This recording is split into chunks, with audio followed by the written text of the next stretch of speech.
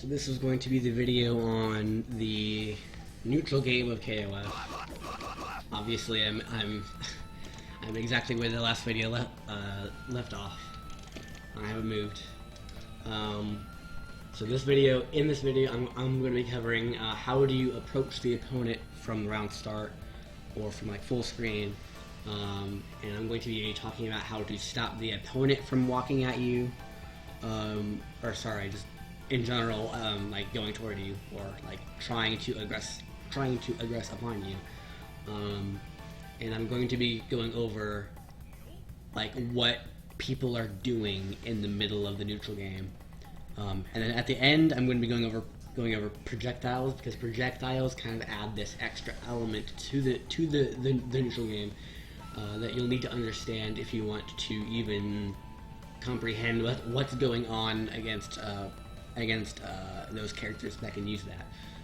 So, without further ado, I want to start off by mentioning Juicebox has some videos. I'm going to try and link those, or at least the first one, so you can follow it. On the neutral game, he's basically going to be saying the same things I'm saying. Probably it's been a while since I've watched it actually, but like, okay, so let's get into this.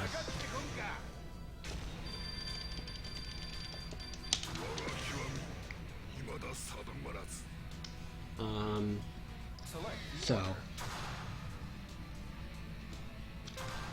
if you want a different view, Juicebox is a little bit more ranty than I am. I actually have notes up, and I am actually going down like a list of things to talk about, but I'm still pretty ranty. He's just more ranty than I am. It's not a bad thing, it's just he's less structured. And his videos tend to be longer than mine, although mine have been pretty long recently, because I just show so many. Like, I could easily divide this up into 4 videos like you did, but I'm trying to put it all in one, and I'm going to try and go through it fast. So, how do you approach someone? And remember that this game is generally offensive, so your goal should be to get offensive. Well, there's a couple of ways. There's two overall ways to just, attack the opponent. One is to move forward on the ground. The other is to move forward in the air. So you could run up, or you could hop. The way to beat hops is very simple. It's anti-air. And the way to beat runs is very simple. Is you poke them as they're running at you. I kind of touched on this with the previous video talking about the mix-up game, except this is from a further range as opposed to here. So when you decide to run at someone, let's say that you're an aggressive player, and you just decide, I'm way over here, I'm gonna run at you. Keep in mind that movement is very important in this game. So you'll need to be doing things like this. Don't be in any one place for longer than you need to be. Constantly change of what you're doing, how you're playing, and what you're doing in the space that you do occupy. So if you back onto the run thing. If you run from here, you basically have 3 options. People tend to just kind of pick one of these 3 things. The first one is run up, hop, and I'll go over these individually. So I talked about jumping before. I'll go over anti-air in a second, and what makes it so awkward compared to other games. But the next thing that you might do, so again, you might run up, hop, which the range you want to hop is like at the very maximum of your range, like right here for Takuma. Right at the tip range of jump speedy, so it would look like this. And then now your offense has started. The next thing that you might do is run up and like wait, because you might be like, I think they're gonna try to anti-air me. And I hit a jab there, and I'll go over why you might want to hit a jab there when I get to anti-air. One more thing about this is, if you're an aggressive player, you're gonna want to sometimes do this: is run up and then just hop away. Be like, okay, I'm going in. I'm actually not going in, and this is going to be it's going to make you less predictable, because they're going to be like, is he going in or not? I don't know what the heck he's doing. This is how you get away with like stuff like this. Build meter, build meter, build meter, because they're like, I don't know what's going to happen next. It's because of this. And you'll see me do this a lot. This is how I play the game. Is I basically just, I do a lot of this, and then just, I do empty jumps, which I'll talk about empty jumps very soon as well. It's all about being unpredictable in your movement. So the run-up stop is feinting going in, and like, well, okay, let me talk about that later, because the third option is run up, then keep running. One thing to keep in mind very quickly is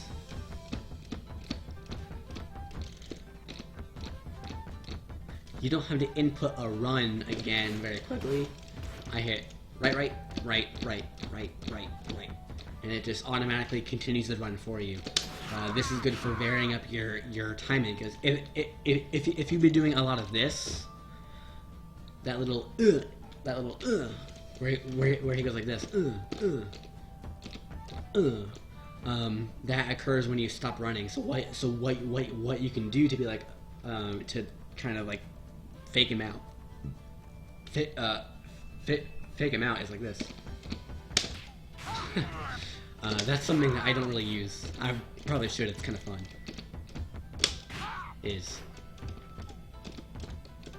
You feint the stop, and you just keep going.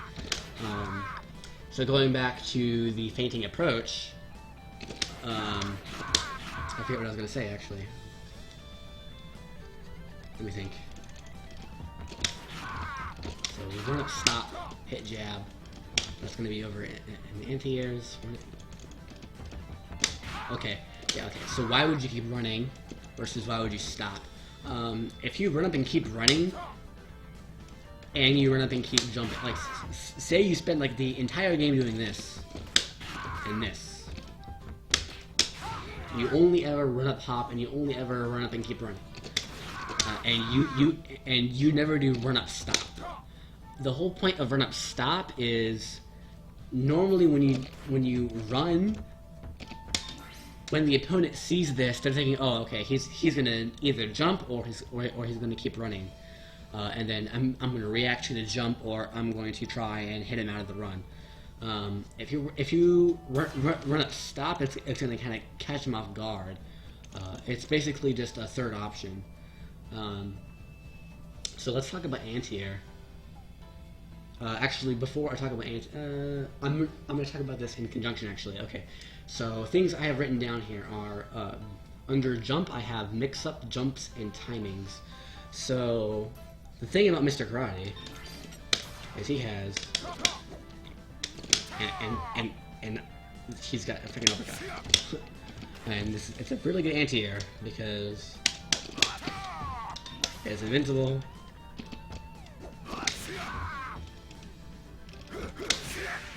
If I jump, I'm gonna.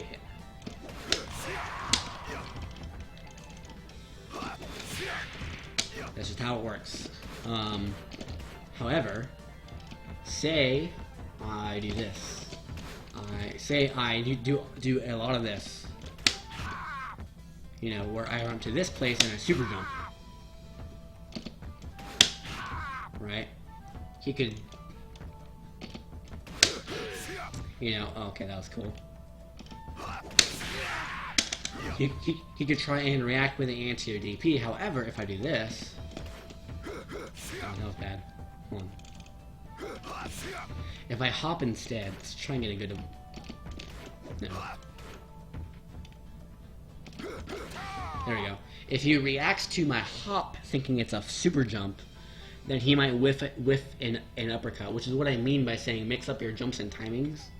What you could also do is sometimes run up to here and super jump, and also sometimes, well, let's see, run up to, let's get in the corner, so it's easier. Run up here, and not quite, run up here, and super jump, and sometimes run up a little bit closer and hop, because again, super jumps go here, hyper hops go just a little bit, not quite as far. So you'll need to mix up your jumps, and you'll also need to mix up the timing of your button press. And this ties into the trip guard function, which I'll go over in the anti-air section, which is right after this. But when you jump, sometimes hit the button early, and sometimes hit it late. And this is what I want to talk about with the run stop before. Say you're at this range, there's a particular range where I can pop at you, and there's very little that you can do about it. It's right here. It's right here.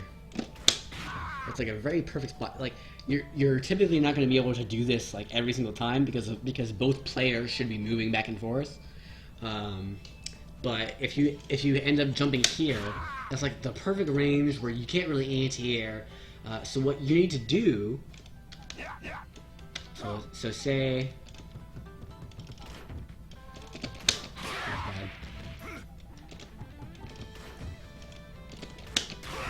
perfect range.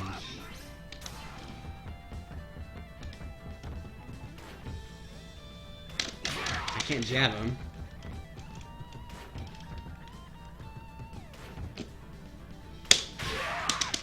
Hard punch traded. Hard punch beat it, but that's because he kind of hit it later on. So like there's just like this perfect spacing where you can't really anti-air it very easily, especially on reaction. But what you can do is hop before he hops. Let me get over here. Hop before he hops and hit your button early, which is an air to air because both players are in the air. So what the gist of this means is when you jump at someone, there's kind of like this little mini mix-up going on, where if you hit the button early, you might catch them trying to jump because they're trying to anti-air you with a jump. Like let's say I did this instead. Very, very, very early jump CD. He beat me because he hit it early. So whenever you jump, there's like this little mini mix-up of, okay, is he going to jump at me? If I think he's going to try and like jump at me, I'll hit the button early to try and catch him trying to catch me. However, sometimes, if you hit it early, it'll miss on crouching opponents, and this is kind of crazy to think about. But one way to beat jump-ins is by crouching, and obviously, if he hits this move, you're dead because it hits really, really low. But most players don't do that; they hit jump CD really early. You do a lot of this. This is really hard to deal with. So if you start crouching against them, they're forced to kind of hit the button later, which makes it easier to anti-air.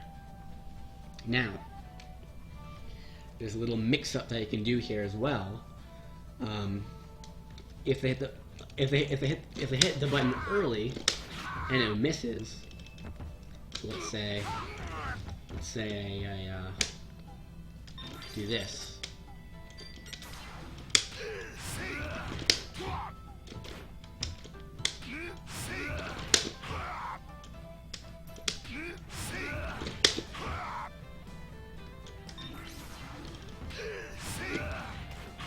So he's set to block here, right? If we're trying to hit him, he's just blocking, right?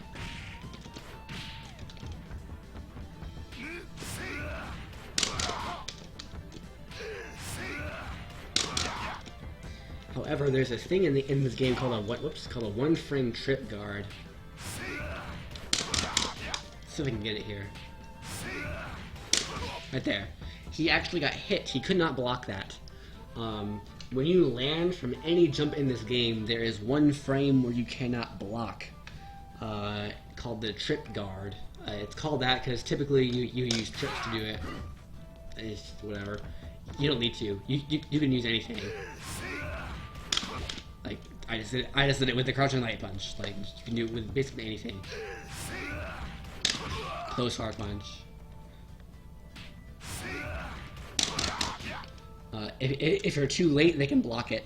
But if you manage to get them to land on that one frame, you can anti-air punish with a grounded combo, which is how you can very heavily punish early jump-ins. And if you get it right,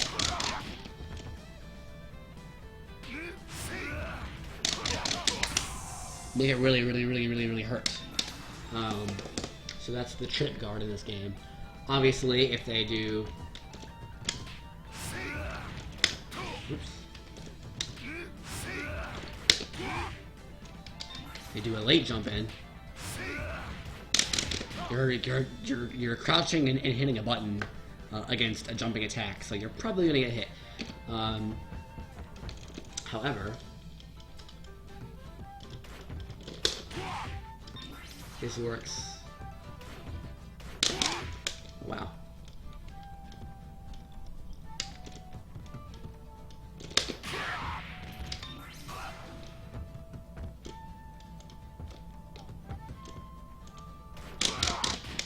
So just try and practice this.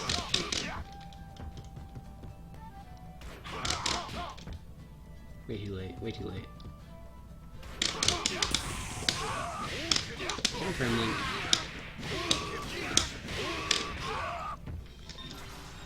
Just try and catch that one frame trip guard, and consider that as an anti-air option for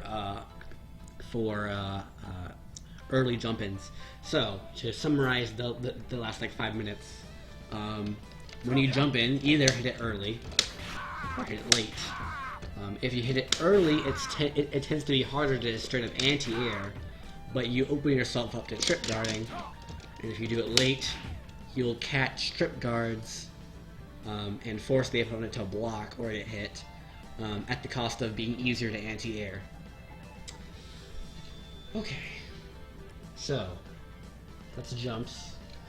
Another thing to note about jumps is empty jumps. If you empty jump, it's basically a low throw mix-up instantaneously, because up until now when I've talked about throws, it's been you have to wait a specific period of time, but if you jump, they're like, oh crap, he jumped, I have to block now, so they're going to block anyway if they don't anti-air, which means that you get the mix-up instantly instead of after a certain... instead of after that period has gone by. So that's the quick version of empty jumps. It's a lot deeper than that actually. Empty jump low is very powerful for two reasons. One, because, well, I'll mention the one. Empty jump low is powerful because when they jump, they block high, and then they actually have to block low because you hit low. However, you can do empty jump throw, and this is where the option select comes in. There's a very common option select in this game. It's a very basic option select where what it looks like is this.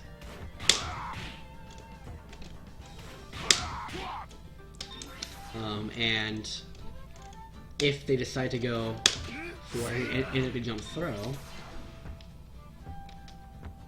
oh, really? Why is it not taking that? That's weird. There we go.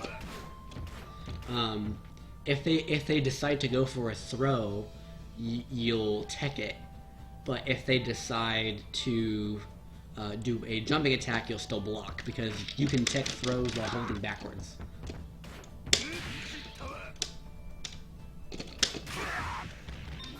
So if they decide to go for the jump attack, you're fine, because you're in block stun. The way to beat this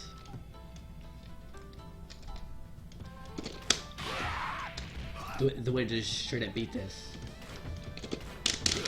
is the damage jump low, because remember, to take a throw you have to stand and hit hard punch or hard kick. So if I try to do the throw option select, I'm gonna get hit with that. I'm gonna get hit by that low attack. This is exactly the same. This is almost the same exact thing as like crouch techs in Street Fighter IV, where it's like if you hit them and they continue blocking and they crouch tech, they're in block stun, so they don't do anything. Or if you go for the throw and then they tech the throw. It's exactly the same thing, where crouch tech is an option select, except it's much more powerful, because I'm not going to talk about that because that's a different game. But if you've played Street Fighter IV, this is a very similar thing. It's kind of something that you just kind of do a lot. Until the opponent shows you they're willing to do this to completely and totally destroy it. Other ways to destroy it are character specific, like Rolf can do a dive punch, or Clark can like grab you. But that's the throw option selection empty jumps. So that being said, I want to summarize, very heavily summarize, the things that I've said so far into two categories of players that are offensive players and defensive players. Now, I kind of touched on this earlier in previous videos, but this game is an offensive game, and it rewards offense, so your ultimate goal should be offense. But you can play the neutral however you want, and this is why I like this game, is because you can do whatever you want and it's still a good idea. There's no way to play to play a certain style of game and make it wrong, as long as your ultimate goal is offense. So what do I mean by this? An offensive player would do things like this. They would actively try and break into the opponent's defense with hops and runs and feints. And they would really try and take into account all the jump timings. Like a good offensive player would do a lot of early jump CDs and late jump CDs, and run-up throws, and run-up lows, and all these aggressive options. Whereas a defensive player would do more of run-up jab. A defensive player in this game is someone who is trying to get their offense by stopping the opponent's offense. So say the opponent tries to jump at you, and you're a defensive player, and you do this run-up jab thing, which is, I forgot to mention this, but that's why you would kind of want to run up jab. Is if they predict that you're going to do this, they might do an early jump in to catch you. But if you don't pop, all of a sudden they just jumped at you at a really, really bad timing and tier that. So that's what this is the run up jab. And it's very safe too. Like, no one's gonna punish you for like jabbing way over here. Anyway, back onto the offensive versus defensive players. If you want to play defensively, you're gonna want to kind of be very good in your movement, and a defensive player should want to try and shut down the opponent's offense so that you can get your own offense. So you're not going to be actively looking for ways to get offense. You're going to be actively looking for ways to stop the opponent's offense, and then once in a blue moon, go for offense. Sometimes the offense will be handed to you. For example, if you get an anti-air, follow it up with offense. Or if you get a trip, follow it up with offense.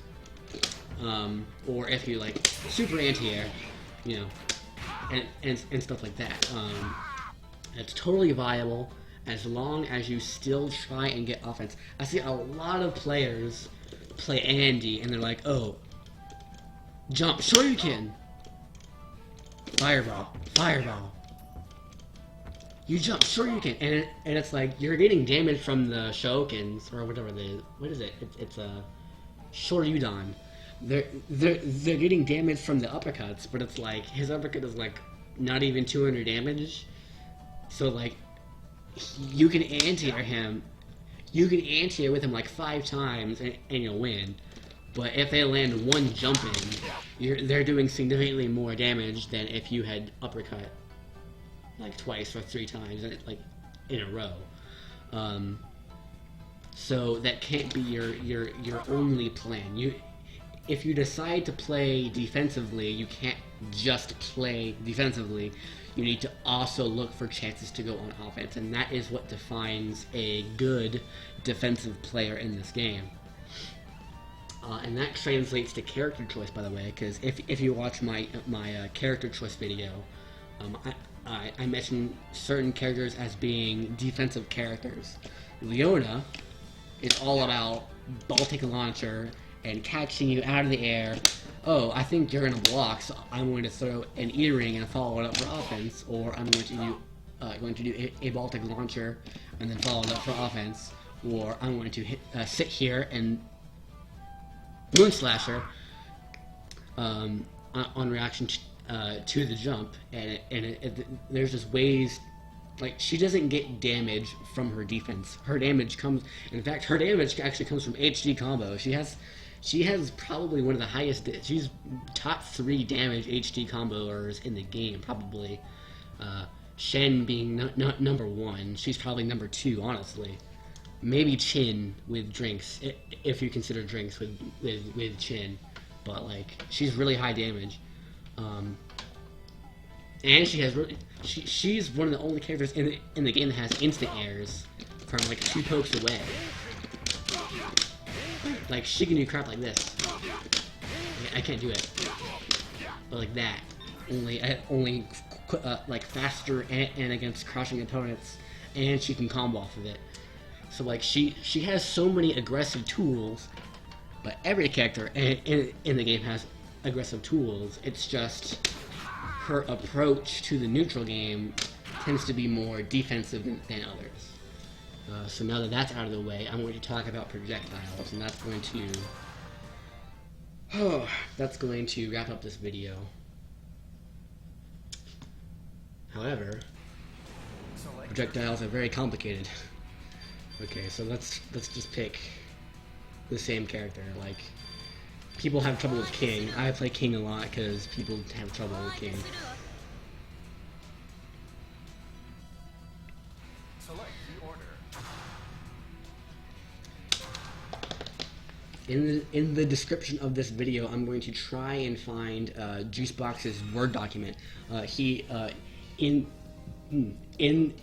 his videos on the neutral game, he has an entire like 30-minute video describing how to play with projectiles and how to play against these characters that have really good fireballs. So that's what I'm going to try to do very quickly. But he also wrote a little like text document that goes into more detail. I'm going to try and find all of that and put it in the description of this video because this is where it's pertinent. Okay. So, fireballs.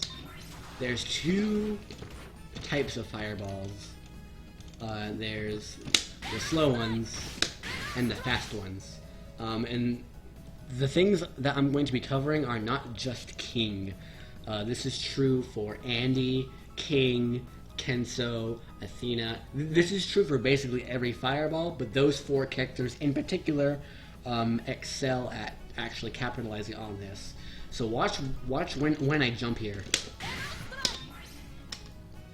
I can jump well before the fireball travels, you know. I can jump before the fireball hits half screen, basically. This is the light fireball. Right there. The fireball's like right there when I jump. So compare that to heavy version. It's already hit the opponent before I begin jumping. So what does this mean in terms of how you use them? Well, before we can draw any conclusions, let's look at the frame data.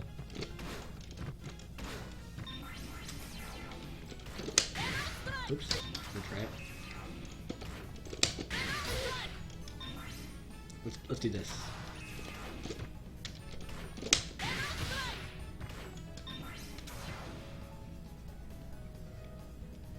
And then this. Okay. Okay. I did pause fast enough. Let's go faster. Okay. The king on the right is throwing the light fireball, and the king on the left is throwing the heavy fireball. As you can see, the heavy version of the fireball, the one that travels faster, also comes out faster. And already we're starting to see differences between Street Fighter and other games with KOF.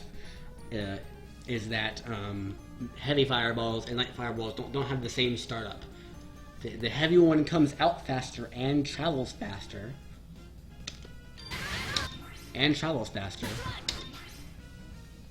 Oh wow, really? Let me get this good. Ah, okay. Maybe King is an exception. So the light fireball has a longer startup, but look at when they jump. They jump. Actually, I'm pretty sure the king that threw the light fireball, the one on the right, jumped first. The one who threw the light one with the long startup recovered faster than the one who threw the one with quick startup. So the heavy fireball has quick startup, but exceptionally long recovery. Whereas the light fireball has long startup and travels slowly, but recovers quickly. So that's literally what's going on with fireballs. So how does this pertain to how to use them? Well, follow up your light fireballs with a run, because there's really not much they can do. If you're at full screen, throw a light fireball and run after it. There's no reason not to. Like, if they block it, offense. If they get hit by it, they get hit by it. If they try to avoid it, you've recovered well before. Like say they try to roll away now or roll through it, you're right in range to punish that. Or if they try to jump, you can easily react to it in anti-air. And this is the whole point of the fireball game, is if they throw a fireball and you let them throw a light fireball, you'd better darn be willing to block, because there's really nothing else you can do without being punished, assuming they're a really good player. You could try and guard cancel the fireball, or you could try to burn through it with something that's invulnerable to projectiles. But the main way to deal with this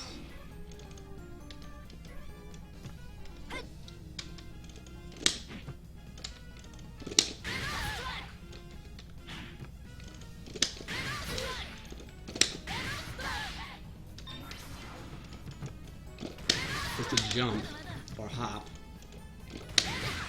over it. But look at when I hop.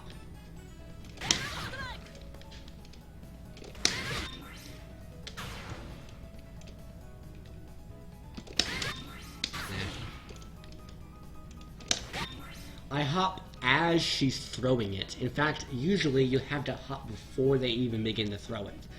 This is a prediction. Assuming they throw the light fireball, which recovers very quickly, you'll need to predict it and jump before they throw it. Okay? If they throw the hard version,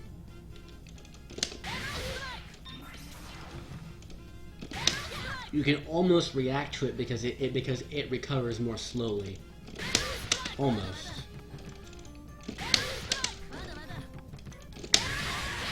If you're really, really good, you can do that.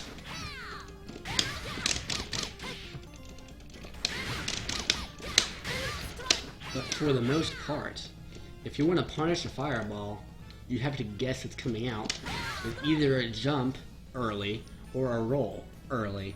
You can avoid them with a late roll or a late jump, but at that point, there's no way to like counter it. You're either avoiding it and letting them throw another one, or you're gonna get punished because they anti-air or they punish the roll.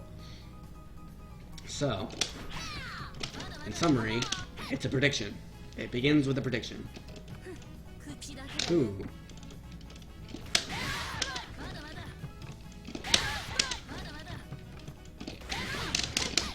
I think you're going to throw a fireball, so I'm going to jump now.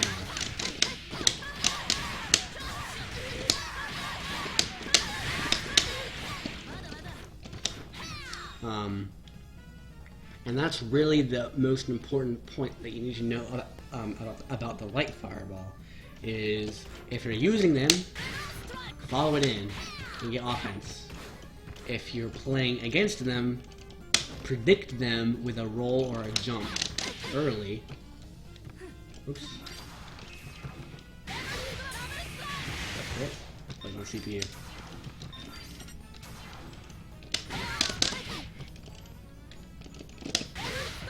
King is blocking as fast as possible here. Punish.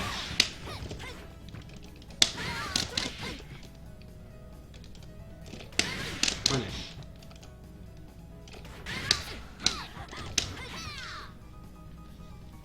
So that's the light fireball. You can do you can do the same things for the heavy fireball, but you don't need to because watch.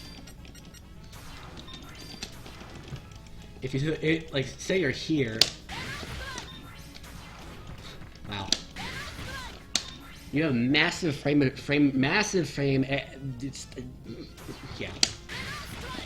Even if you run forward, you still have frame advantage, and this is true for like everywhere. Okay, point blank range, you are minus. But why are you throwing fireballs here? Why are you here in the first place? Over here, plus frames. Even here, plus frames. Ooh, barely. Here's like even. You might be +1. But anyway. That's the light fireball. Watch the heavy fireball. From mid-range. Right here. At that range, you're barely plus. Like +2 or 3 or something. From here, you're minus. So what this is it's actually not meant to be followed in, which I showed earlier. You're not even allowed to jump until it hits them. There's no way to follow it in. What this is it's the hard punch or the heavy version of the fireball is meant to be used as a poke from like infinite range. So like here, boom, poke. Because it starts up quickly, they can't really react to it. And because it travels quickly, even from here, it'll reach them. So that's what the heavy fireball's for. Is light fireball, you run after it. and heavy fireball is just a poke. Like, I think you're gonna do something, so I'm gonna hit you. And that is all you need to know about fireballs. Just to add one more thing to the video, King in particular has air fireballs. So like, how do you deal with this crap? Like, she's gonna tie her knee and she's gonna throw a fireball while running away.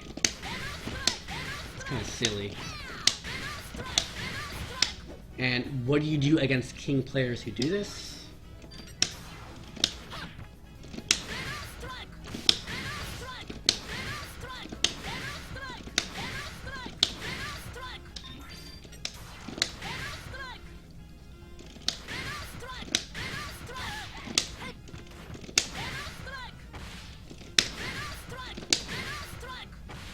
Well, the entire grounded game fireball, the entire grounded fireball game is the same. So what makes King different is the air fireball.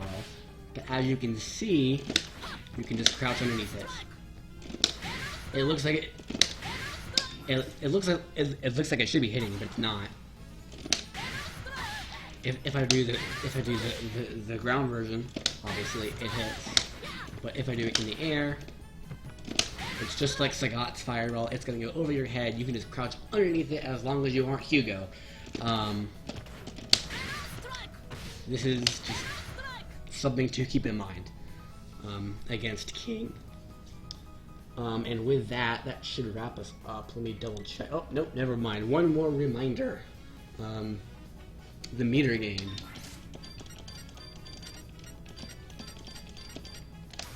While the fireballs in this game are pretty freaking strong, because if they do work, you get free offense from anywhere on the screen, remember the meter game. If you just sit there and block,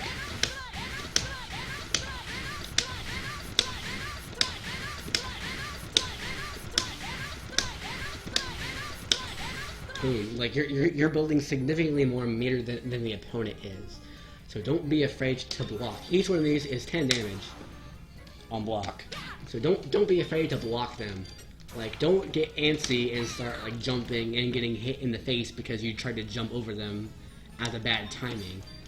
If your opponent's just doing this crap, just sit there like this, with one hand on your joystick and one hand on your chin, waiting for them to come at you, because they have to come at you, otherwise you're winning in meter. And again, you can block 100 fireballs and die if you continually block this way. However, if you just sit here and block an anti-air and they never actually go in on you, they only throw fireballs, all you need is one read. I think you're gonna throw a fireball and I'm gonna jump right now, which is what I was talking about earlier. Just one of those reads leads to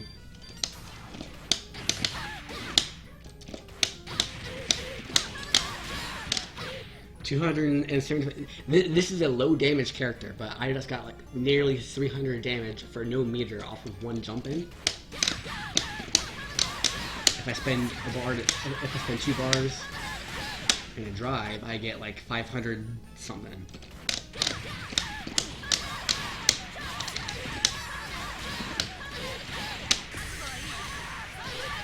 Because this is one of those unscaled hits. 558 for one jump in, 2 bars, and one drive. Which you're going to build the 2 bars after blocking about 20 projectiles, but you're also going to be building meter through other means. Also, 20 projectiles is only 200 damage, whereas I just did 600. So, if you're having trouble with characters like King, Kenzo, because of their fireballs, hopefully this video helped you out with that. And with that, that should be the end. So, thanks for watching. This is going to be my last video for this weekend. I'm going to come back next weekend with some more lively stuff. These last two videos were really ranty. But hey, I needed to get those out of the way. I tried to get them out of the way quickly because Juice Blocks already covered them. However, there are some things that he has not covered, particularly half the freaking cast of this game, and I'm going to go over that as soon as I can. Thanks for your patience. I'm going to come back on Thursday evening with some more videos, hopefully. Although I do want to play the game, you know. Like I'm not like waiting in a lobby during these. I'm just sitting in training mode. So hopefully, well, we'll see. Tell me down in the comments or send me a PM on Steam or anything. Email me or like something. Tell me what you want to see next because there's a lot to cover, and I don't have any preference over what order to go in. So with that being said, I hope you enjoyed this video. More importantly, I hope you... That should be my outro. I got it. That being said, I hope you enjoy this video. More importantly, I hope you learned something about it. Or, not, god dang it. I hope you learned something. Yeah.